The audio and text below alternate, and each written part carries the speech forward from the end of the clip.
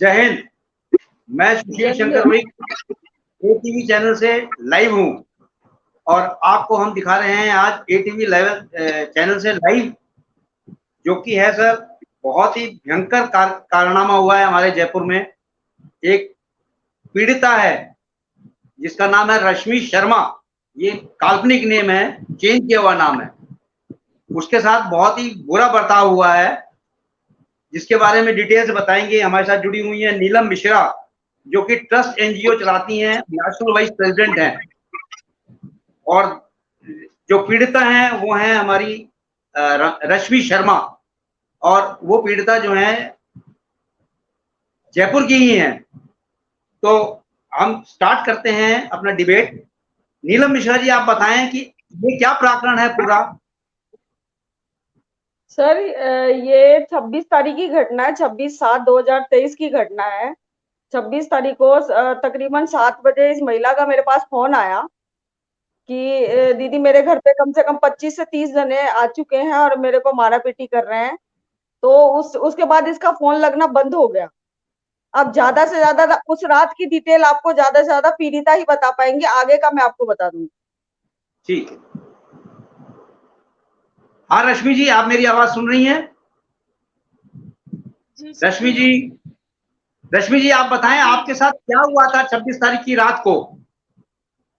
Sir, मैं बैठी थी तो जैसे ही मैं चाय बनाने लगी तो मेरे घर में 7-8 आदमी दीवारें कूद कूद के एक साथ आ गए। जब तक मैं देखने लगी तो 20-25 आदमी डंडे, लोहे के पाइप, ये सब लेके आए थे। और आते ही है ना, सबको बाहर निकाला, खींच खींच के मारा। और तो वो गणेश कुमार, रश्मि जी, लेकिन अरे रश्मि जी, आप एक सेकंड सुनिए पहले। आप ये घटना घटी क्यों? पहले मतलब 1 महीने पहले से आपके साथ वारदात हो रही थी ना, वो चीज पहले आप सर क्लियर मैं करो। ना आज से 1.5 महीने पहले मेरे घर में 2 औरतें आती है, साथ में 2-3 आदमियों को लेके आती है, जिसमें गणेश कुमार होता है, प्रशांत मीणा भी होता है और राहुल कुमार भी होता है। और एक का है ना, वो कहती है कि मकान खाली करो यहाँ से। मैंने कहा कौन हो तुम, कहाँ से आई हो, मैं तो जानती भी नहीं आप लोगों को। क्या बोलती है कि ये नहीं, हमारा मकान है। मैंने कहा जो मकान है उस मकान मालिक को लाओ ना, मैं कैसे मानूं इस चीज का आपका मकान है। आते ही ना टेबल कुर्सी खिंचा, मतलब इतनी लड़ाई हुई कि मेरे कपड़े वपड़े सब फट गए। तो मैंने 100 नंबर फोन किया, तो 100 नंबर फोन किया तो पुलिस वाला आया। पुलिस वाला आए, आके मैंने बुलाया तो आए, तो मेरे पक्ष में बोलने के बजाय उनके पक्ष में बोला बोला कि आप लोग है ना, इनका मकान है दे दो। मैंने कहा सर, मकान मालिक से बात करवा दीजिए, मकान मालिक को बुला लीजिए। मैं कहा, और बोले इतना प्रेशर बनाया। 4 आदमी तो वो थे जिसमें तोताराम, प्रभुदयाल, संजीवनी, ये और एक ड्राइवर था। और इसमें से ये 2 लेडीज है, और गणेश कुमार, प्रशांत मीणा और राहुल कुमार। इन्होंने इतना प्रेशर, मैं अकेली थी तो मैं इतना डर गई, मैं क्या बताऊं कि मैं 3 दिन तक मैं ना रिपोर्ट दर्ज कराने के लिए घर से बाहर नहीं निकली। मेरा भाई आया था कॉलेज की छुट्टियों, बोले कौन आया हुआ है। मैंने कहा कॉलेज की छुट्टियों में आया। बोले तुम्हारे तो आते ही रहते कोई ना कोई। फिर उन्होंने मुझसे रजिस्टर पे साइन करवाया। मैंने पूछा रजिस्टर पे साइन किस बात की करवा रहे हो, कि मैंने बोले तो प्रभुदयाल बोला कि साइन करो ना, हमने बोला ना तुम्हें साइन करो, तो साइन करो तुम। तो मैंने साइन कर दिए। मैंने सोचा आप बोले तुम्हें नहीं तो ना हम यहाँ से बाहर निकाल देंगे पकड़ के अभी। मैंने कहा कि मैं ना साइन कैसे, किस बात के ग्रुप पे, ये बता दो। तो मना कर दिया, साइन करो। फिर मैंने साइन कर दिए। साइन करने के बाद में वो लेडीज वो फिर चली गई। 1.5 महीने फिर मैंने जाके पुलिस थाने गई 3 दिन। तो मेरे को बाहर निकलती तो मेरा पीछा करते थे, तो मैं जा ही नहीं पाई। फिर एक दिन मैं जाती हूँ 17 तारीख को चौकी पे, तो वहां से प्रेम जी बैठे रहते हैं, प्रेम नारायण। तो उन्होंने कहा थाने जाओ। थाने पे जाती हूँ लिखाने के लिए, तो वो बोलते हैं आप है ना चौकी जाओ, आप है ना चौकी जाओ, वहां हो जाएगा आपका काम। मैं चौकी आती हूँ तो वहां पे कोई नहीं मिलता। फिर मैं गई कोर्ट में, तो कोर्ट में ना मुकदमा कर दिया था। फिर ये जो लोग आए थे ना, मुझे बोला भी था इन्होंने कि ना तुम मुकदमा वापस लो, नहीं तो मैं हम है ना तुम्हारे साथ इतनी बुरी हालत करेंगे कि तुम किसी को मुंह दिखाने लायक नहीं रहोगी। ये चीज मुझे इन्होंने बोल दिया था पहले ही। तो मैं इस चीज को सोची नहीं कि ऐसे भी होगा। आके डंडे से इतना मारा, मैं क्या बताऊं। आज भी मैं ना इंजेक्शन लगवा के आई हूँ। मेरे भाई के सूजन आ रखी है।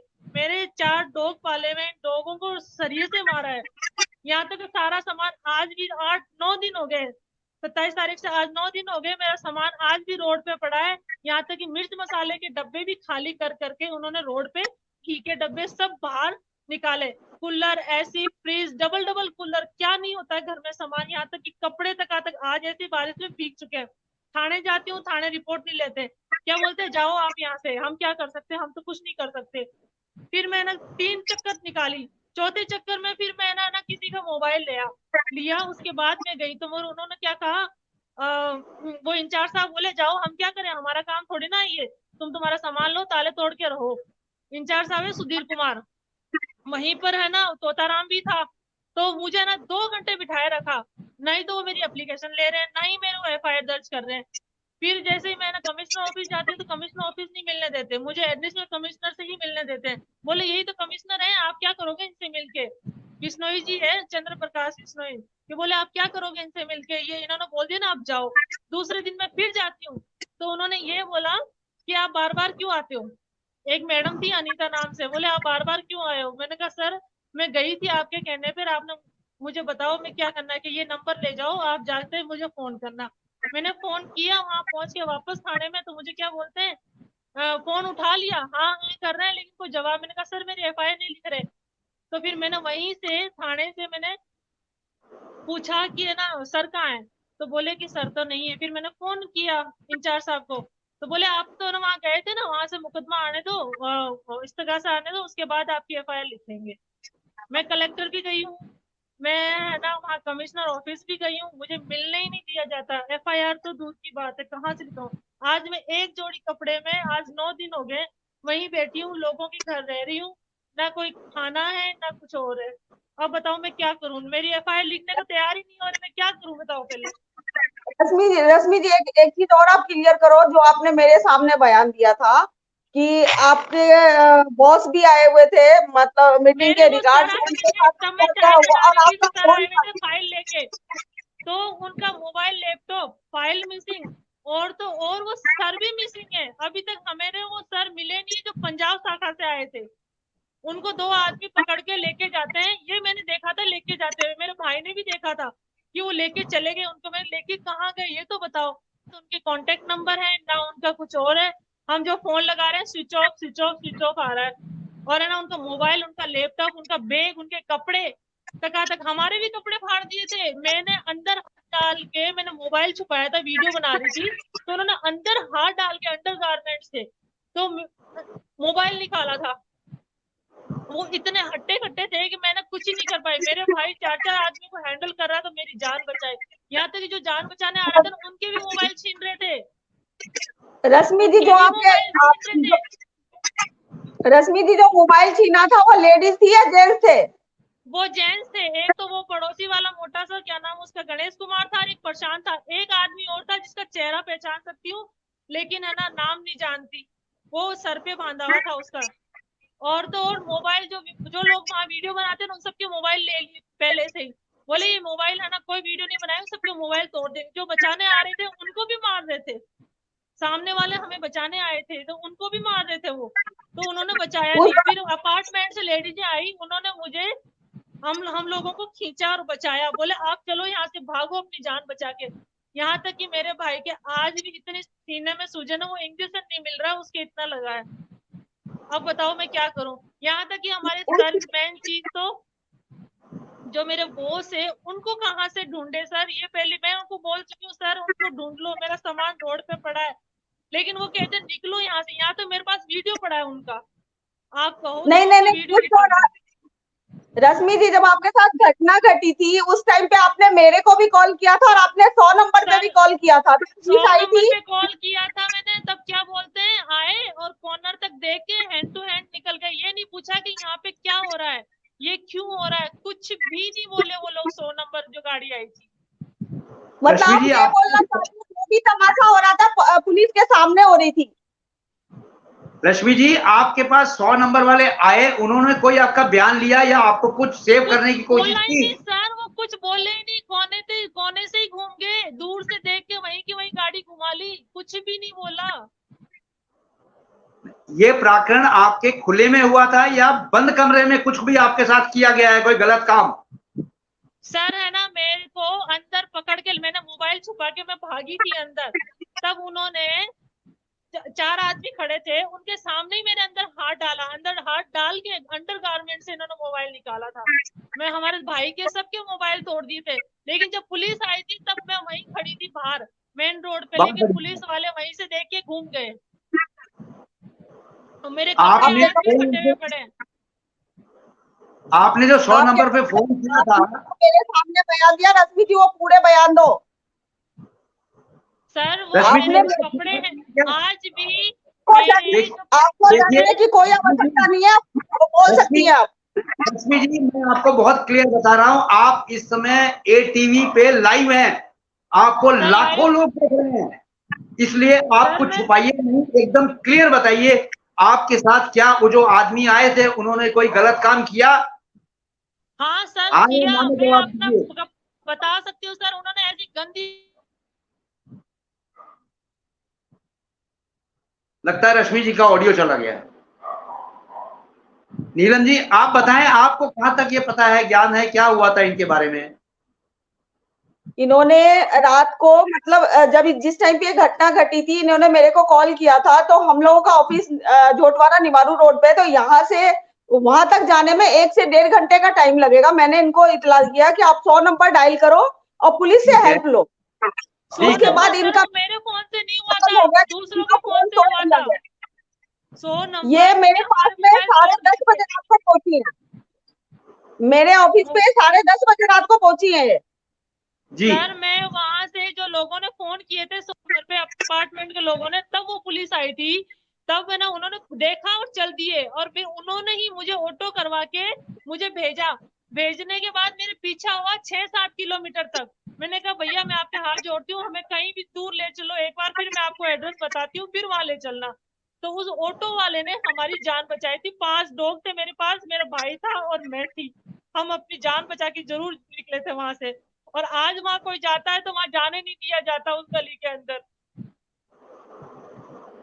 मेन वो गणेश कुमार की मैं सर फैमिली आपको वहां खड़ी रहती है। रश्मि जी एक सेकंड, जब ये मेरे पास में 10:30 बजे रात को आई थी, तो जी इनका जो हालत था, इनके कपड़े पूरे फटे हुए थे। तो आप भी जी समझ सकते हो कि कपड़ा किस कारण से फटा रहता है। जी और ये बोलने की कंडीशन में नहीं थी कि मेरे को सही से दवा, इसका रोना बंद नहीं हो रहा था और जगह जगह इसकी चोटें थी।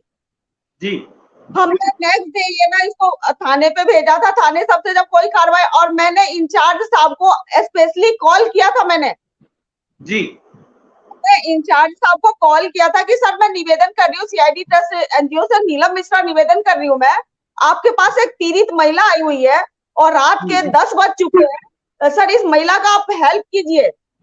जी तो उन्होंने मेरे को ये आश्वासन दिया कि मैडम है ना हम अपनी कार्रवाई कर रहे हैं। फिर अरे तकरीबन आधे घंटे बाद कार्रवाई कर रहे हैं, उन्होंने एफआईआर दर्ज की, इस प्रकरण नहीं नहीं में सर, सर, अभी एफआईआर कोई एफआईआर दर्ज सर नहीं हुई है। पेपर भी हाथ में नहीं लिया, जो मैं लेके गई थी लिख के वही हाथ में नहीं लिया उन्होंने। कार्रवाई कहाँ से करेंगे? मतलब क्या जिस आदमी के जिसके पास आप रहती थी किराए पे, क्या वो रसूखदार है क्या? जी नहीं सर, वो मकान का ऑनर नहीं है। जो प्रशांत मीना है, प्रशांत, जी इन्होंने टूलेट के जरिए वो मकान लिया था। और जी इन्होंने ऑनलाइन हर महीने पेमेंट किया है। तो पेमेंट जो उसमें जैसे एंट्री करते हैं अपन, पेमेंट लगाते हैं, तो क्या नाम आता था रश्मि जी, जो पेमेंट नाम आप तो लगाते बताता है थे? प्रशांत मीणा, और है ना नाम नाम तो बताता प्रशांत मीणा, और ऑनलाइन पेमेंट करते हैं उसमें आता है प्रशांत गहलोत। प्रशांत गहलोत गहलोत। गहलोत। और जब वो आपने लोग जब आए थे ना, अपने मकान 20-25 आदमी आए थे, तो उसमें ना प्रशांत की माँ भी थी, कमलेश मीणा भी थी, और कमलेश मीणा की कोई रिलेटिव भी थी, और दुर्गा देवी भी थी, जो जो हमारे पड़ोस में रहती है। पड़ोस वाला जी पूरी फैमिली थी। एक भी जी बंदा ऐसा नहीं था कि वो नहीं था। वो भी सारा सामान, फ्रिज, नए कूलर, ऐसी सब तोड़ दी उन्होंने। यहाँ तक कि मिर्च मसालों के डब्बे भी खाली कर करके रोड पे पड़े, और आज भी पड़े हैं वो सब। इसको जब बाल पकड़ के खींचते हुए बाहर लाया गया और था ऐसे सर। मतलब ऐसे किया, मेरा पजामा आधा मेरे हाथ में रह गया था, आधा उनके हाथ में। इस तरीके से ना इन्होंने खींच के ना बाहर निकाला था। मैं मेरे जो डॉग्स थे उनको ढूंढा, पता नहीं कहाँ उन्होंने फेंका था। आधा घंटा 1 घंटा तो मुझे ढूंढने में लगा। तो कोई मेरे हमारे पड़ोसी थे दूर के, वो उन्होंने ढूंढ ढूंढ के लाए कि लो दीदी आप ऑटो करो और जाओ यहाँ से, हम ऑटो करके दे रहे हैं, आप निकलो।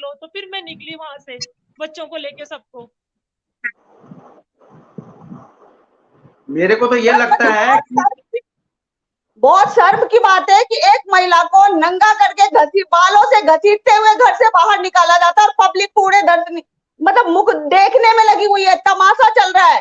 पुलिस की जिप्सी आई है, कोई उसको देखने के बावजूद भी कोई कार्रवाई नहीं हुई है। कमिश्नर साहब, एडिशनल कमिश्नर साहब के पास ये जा चुकी, वहां पे इसकी कोई मतलब इस महिला का कहीं से कोई सुनने वाला नहीं है। तब जाके मुझे आपके पास लाइव लाना पड़ा इसे। ठीक है, आप लाइव लेके आइए, हम पूरा प्रशासन तक आपकी आवाज पहुंचाएंगे। हमारा काम ही है आवाज पहुंचाना, पीड़ित को इंसाफ दिलवाना। लेकिन पीड़ित ये भी बताएं कि उनके साथ आज तक क्या क्या बेइंसाफी हुई है, क्योंकि वो बता रही हैं कि मुझको बंद कमरे से खींच के लेके आए हैं 25-30 आदमी। एक छोटे से कमरे में 25 आदमी नहीं आ सकते हैं। एक छोटा सा कमरा नहीं नहीं, सुनो सुनो मेरी बात सुनो। हाँ। जो लाने वाले थे ना, उनके उनके तो चेहरे और बताती हूँ ना। 25-30 आदमी मकान के अंदर इस तरह से आए थे, दीवारें कूद कूद के आए थे। लेकिन जो लाने वाले था ना, उनमें से 3 आदमी थे। ठीक है, 3 आदमी का बता रही हूँ ना मैं आपको, 3 आदमी थे वो। आपका बंद कमरे में पजामा किसने फाड़ा था? प्रशांत मीणा, गणेश कुमार, उन्होंने मेरा हाथ पकड़ा था एक ने तो, और एक ने है ना ये प्रशांत मीणा था। और एक आदमी था जो उसने अंदर तक ना ऐसे हाथ डाल के, मैं आप नहीं रोइए मत रश्मि जी, रोइए मत। आपकी आवाज पूरी जा रही है, आप रोइए मत।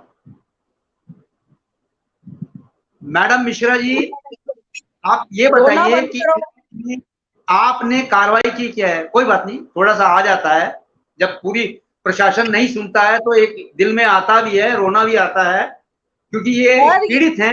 बहुत बुरे हालात में मेरे पास आई थी। इसकी हालत देख के मैंने किसी देखा नहीं गया था, इस कंडीशन में मेरे पास आई थी ये जी।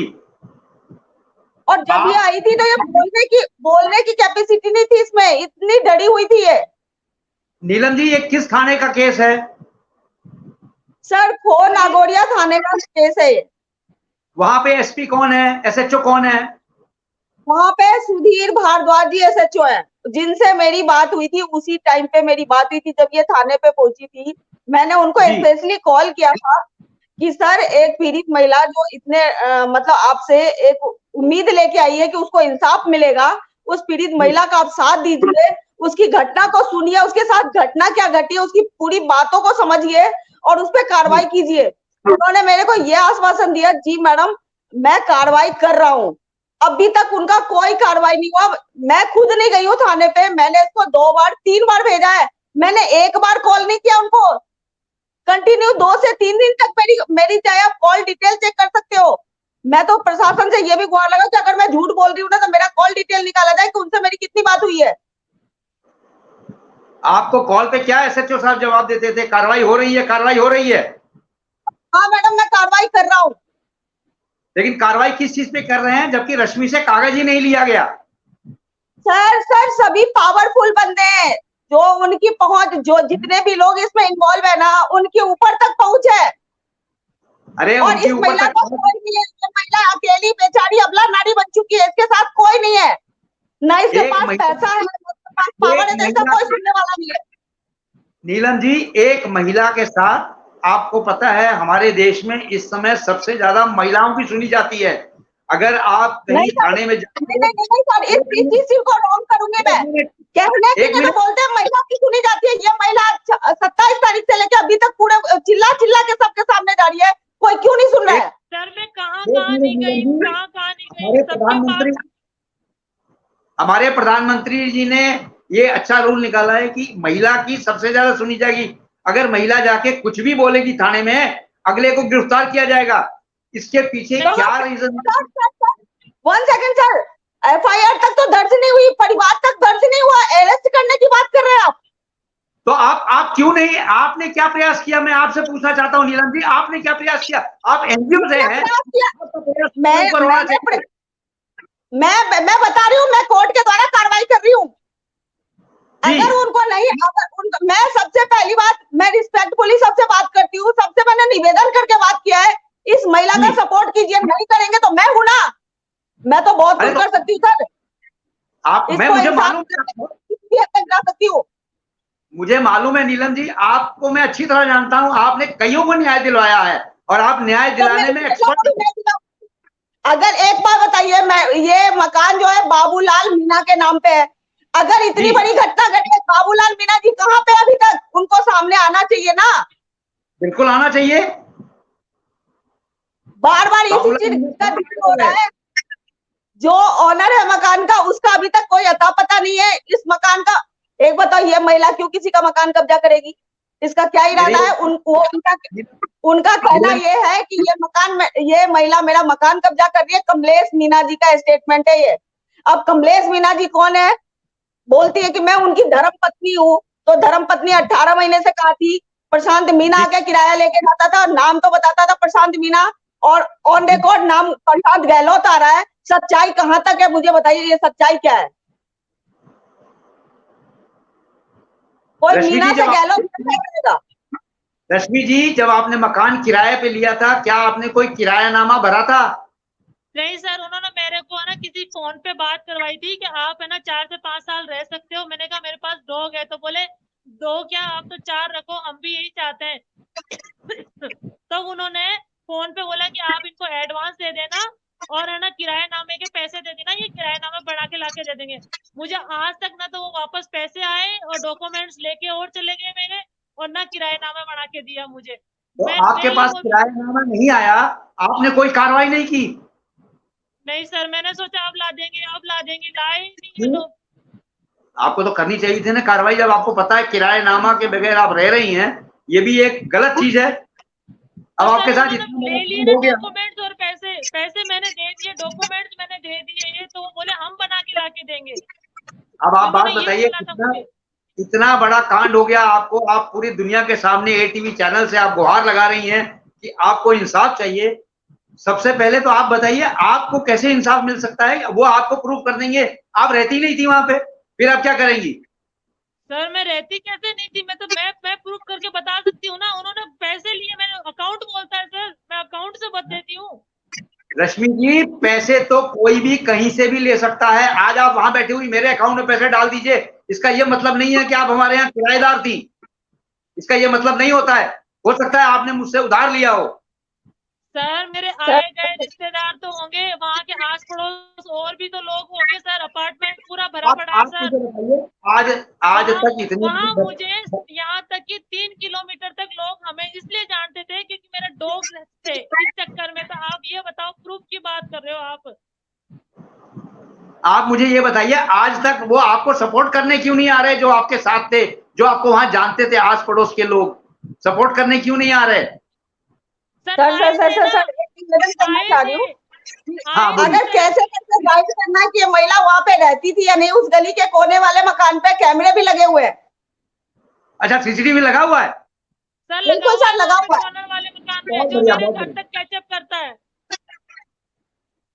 नीलम जी, आप सबसे पहले डॉग के नाम से इसके दूर दूर से बच्चे आते थे इसके पास, इसके डॉग के साथ खेलने के लिए। नीलम जी, आप सबसे पहले सीसीटीवी कैमरेज को कब्जे में लीजिए। हो सकता है कि वो एक बहुत बड़ा आपके पास सबूत हो। वो सबूत से आप ये केस जीत सकती हैं और इनकी एफआईआर भी लिखी जाएगी। सर एक सेकेंड, एक चीज और मैं बोलना चाहूंगी। इसका मोबाइल खत्म नहीं किया गया। इसका मोबाइल कमलेश मीणा जी के पास है। कमलेश मीणा जी मोबाइल के अंदर पूरे सबूत है सर, पूरा सबूत है इसके मोबाइल के अंदर ही। वो मोबाइल कमलेश जी के पास है, पूरा सबूत है सर। नहीं, वो मोबाइल अभी चालू थोड़ी है, वो तो ले गए ना। तो बंद होने से, लेकिन मोबाइल, इसका मोबाइल कोई जलाया नहीं गया। जैसे इसके बॉस का मोबाइल जला दिया गया है, इसके भाई का मोबाइल उन्होंने बाहर एक इन्होंने सिर्फ अपनी जान बचा के वहां से निकले। इनके पास में न तो रहने का ठिकाना है, न खाने का बर्तन जी। आज तक उसी कपड़े के अंदर है। एक जो फटा हुआ पजामी और कुर्ते में आई थी ना, अभी भी वो हालात है इसके। मतलब ऐसे किस तरह आप रश्मि को इंसाफ दिलवाएंगी? मुझे तो बहुत बड़ा वो अफसोस हो रहा है कि इतना बड़ा केस, इतना सच्चाई वाला केस, इतने हौसले से ये रश्मि जी लड़ रही हैं इस केस को, लेकिन अभी तक एफआईआर नहीं लिखी गई है। सर लिखना तो पड़ेगा और इंसाफ भी मिलेगा।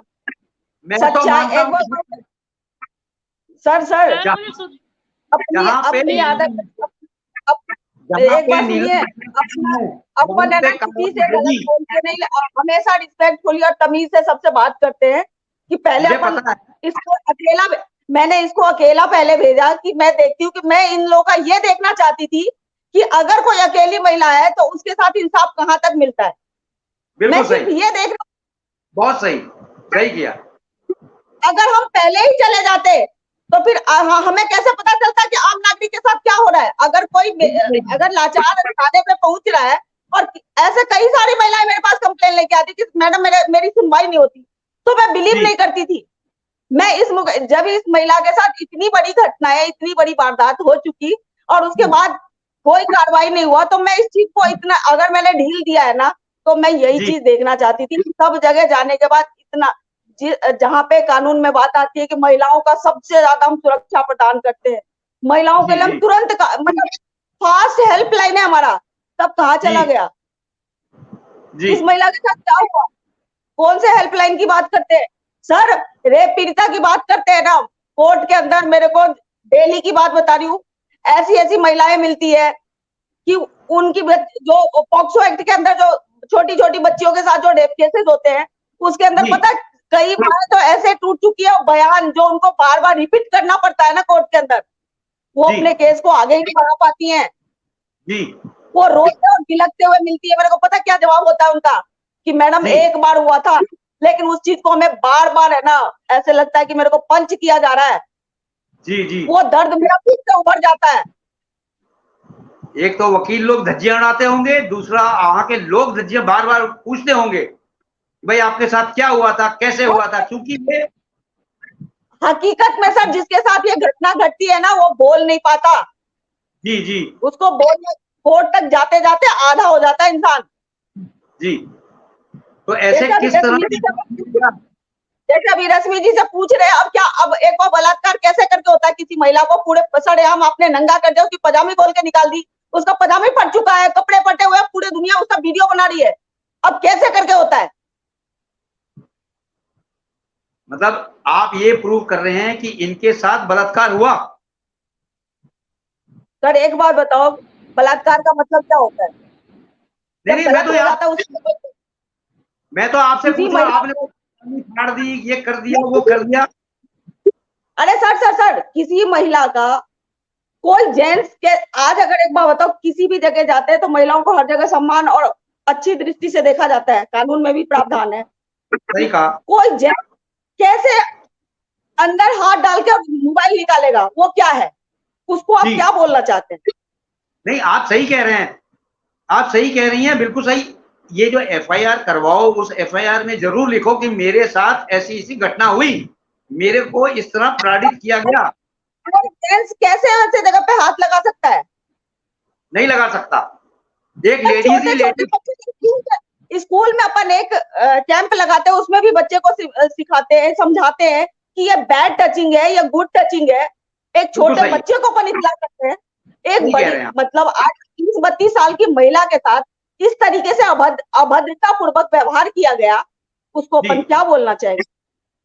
नहीं, आप सही कह रही है, मैं मानता हूं आपकी हर एक, देखिए इंसाफ दिलाने के लिए आप लड़ रही हैं, बहुत अच्छा है, लेकिन इसका सबसे पहले एफआईआर लिखवाओ। अगर नहीं लिखते हैं एसएचओ, तो हमने जो लाइव टेलीकास्ट किया हुआ है, इसको ले जाके आप उनको जरूर दिखाओ कि आप ये देखो, हम लाइव आए हैं, आपको लाखों लाखों लोग देख रहे हैं, आज लाखों लाखों लोग देख रहे हैं। कल आपका संज्ञान लिया जाएगा कि आप टीवी पे गई थी, आप क्यों गई टीवी पे, कल आपको यह भी पूछा जा सकता है कि क्या हम आपके एफआईआर नहीं लिख रहे थे? जब सर हम आपके थाने तक आते हैं, जब कमिश्नर ऑफिस तक जाते हैं, जब वहां तक जाने के बाद, कोर्ट जाने के बाद भी सुनवाई नहीं होती है, कोर्ट से इस्तीकासा 1 महीने पहले भेजा गया था उनके पास, उसके बावजूद भी अगर ये एफआईआर पहले ही कर चुकी होती, अगर ये कार्रवाई पहले कर लेते, तो इतनी बड़ी घटना नहीं घटती सर। बिल्कुल सही कह रहे हैं आप, सही कह रहे हैं आप। तो क्या किसी भी घटना के पीछे पहले से साजिश होती है, सोची समझी साजिश होती है। 1 महीने के अंदर अगर उन्होंने कुछ भी इस चीज का सॉल्यूशन निकाला होता ना, तो आज ये हादसा नहीं होता, और ये आज हम तक ये आवाज तक नहीं अपनी आवाज लेके आती। नहीं, किसी भी महिला को मीडिया के सामने लाखों पब्लिक के सामने अपने मतलब अपने इन चीजों को ओपन करने का शौक नहीं है। नीलम जी, हम आपके लिए ही बैठे हैं, हम जनता की आवाज के लिए ही बैठे हैं, हम आपको इंसाफ दिलाने के लिए बैठे हैं। आप हमारे पास आए और भी केसेस लेके आए, हम सबकी आवाज बनेंगे, आप चिंता ना करें, हम सबकी आवाज बनेंगे और आपको इंसाफ दिलाएंगे। थैंक यू सर, मुझे आपसे यही उम्मीद थी। बिल्कुल हम इंसाफ दिलवाएंगे। एटीवी चैनल ही इंसाफ का चैनल है। हमारा दूसरा नाम है लोगों को इंसाफ दिलवाना। हम लोगों को इंसाफ दिलवाते हैं। कोई भी गलत घटना हम नहीं होने देंगे। इस देश में कोई भी गलत घटना या किसी भी लेडी के साथ गलत काम हो रहा है, नहीं होने देंगे, नहीं होने देंगे, नहीं होने देंगे। उसकी आवाज बनेंगे हम। आपके पास कोई भी इस तरह से लोग आए, पीड़ित आए, हमारे पास आप आए, हम आपकी आवाज बनेंगे, आपके थ्रू आवाज बनेंगे। एटीवी चैनल से डायरेक्ट टेलीकास्ट करके दिखाएंगे, लाइव टेलीकास्ट करके दिखाएंगे, ताकि लोगों को यह पता चले कि सच्चाई कहां तक है, कहां तक गलत है। Thank you sir. आप चिंता मत करें, रश्मि जी से बोले चिंता ना करें, हम आपके साथ हैं। रश्मि जी आप बिल्कुल मत घबराएं, हम आप रश्मि जी आपके पहले साथ हैं। रोना बंद कीजिए और देखना चाहती हैं आप। जी रश्मि जी कुछ बोलना चाहती है, रोना बंद करो आप। रश्मि, मैं वही कह रहा हूँ, रश्मि जी रोइए मत, आप बोलिए। आपको लाखों लाखों लोग देख रहे हैं, आप सच्चाई से अवगत कराइए हमें, ताकि आपकी आवाज वहां तक पहुंच सके, प्रशासन तक, आपके थाने तक आवाज पहुंच सके। अगर वो लाइव देख रहे हैं तो ठीक है, नहीं तो आपके पास ये लाइव लिंक होगा, भेज दीजिएगा, उनको भेज दीजिएगा। मैडम मिश्रा, आप एक काम करिएगा, जो भी आप लाइव के लिंक हैं आप भेज दीजिएगा उनको, ताकि वो देखें कि आप मीडिया तक आई हैं, हमारे तक आई हैं, हम आपकी आवाज बन के आए हैं सामने। हाँ बोलिए रश्मि जी, रश्मि जी बोले, आप क्या बोल रही हैं? मेरा तो सब कुछ खत्म हो गया, हम लोगों के घर पड़े आज। क्या कह रही हैं रश्मि जी? वो बोल रही हैं कि मेरा सब कुछ खत्म हो गया, आज मैं लोगों के घर पे बैठी हूँ। नहीं खैर, वो देखिए रश्मि जी, आप इतनी बड़ी लड़ाई लड़ रही हैं, अकेली नहीं हैं, आपके साथ पहले तो नीलम मिश्रा जी थी, आज आपके साथ पूरा पत्रकार ग्रुप है। एटीवी चैनल का बहुत बड़ा चैनल है हमारा, लाखों लाखों हमारे व्यूअर्स हैं। आज लाखों लाखों पूरे इंडिया में आपका गया होगा और सब लोग देखेंगे। बिल्कुल गुहार लगाएंगे हम प्रशासन से कि आपकी आवाज सुनी जाए।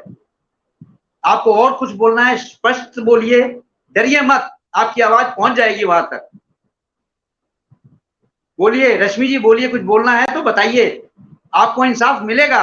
इंसाफ के लिए आज नहीं, फिर आप मेरे पास चैनल पे आइएगा, हम आपको इंसाफ दिलवाएंगे। बोलिए रश्मि जी। नीलम जी, नीलम जी, रश्मि जी बोलो, बोलना है आपको? लगता है रश्मि जी के पास या तो आ रही है या ये थोड़ा सा डिप्रेस्ड हो चुकी हैं।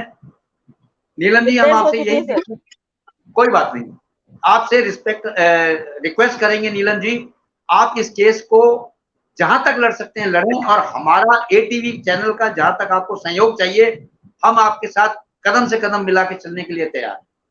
और बताइए। Thank you sir, thank you sir, मुझे आपसे यही उम्मीद थी और आपका सपोर्ट मुझे चाहिए, आगे भी चाहिए इस महिला के लिए, और इसी महिला के लिए नहीं, ऐसे कोई भी पीड़ित आती है तो मैं आपसे हमेशा सपोर्ट मांगूंगी सर। बिल्कुल हम सपोर्ट करेंगे आपको, हमारे कदम से कदम मिला के हम आपके साथ चलेंगे। इस महिला को बिल्कुल इंसाफ दिलवाएंगे हम, हर महिला को इंसाफ दिलवाएंगे जो पीड़ित हैं, जो इस भारतवर्ष से पीड़ित हैं, जो किसी भी तरह से पीड़ित हैं। ये तो एक रेप केस है, कोई भी प्रकार से पीड़ित लेडी है तो हम इंसाफ दिलवाएंगे, क्योंकि औरत का जो इंसाफ, जो इज्जत करना है, वो एक पत्रकार ही जानता है, वो एक इंसान ही जानता है, नहीं तो और कोई नहीं जानता एक औरत की इज्जत कैसे की जाती है। हम आपके साथ खड़े हैं। जय हिंद, जय भारत। जय Hind sir, thank you.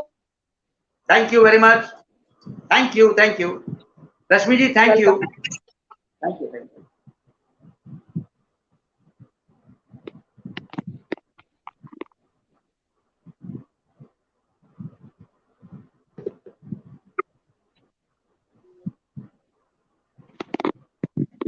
Leave कर जाएं, रश्मि, आप लीव कर जाएं। ठीक है। प्लीज कर जाएं आप।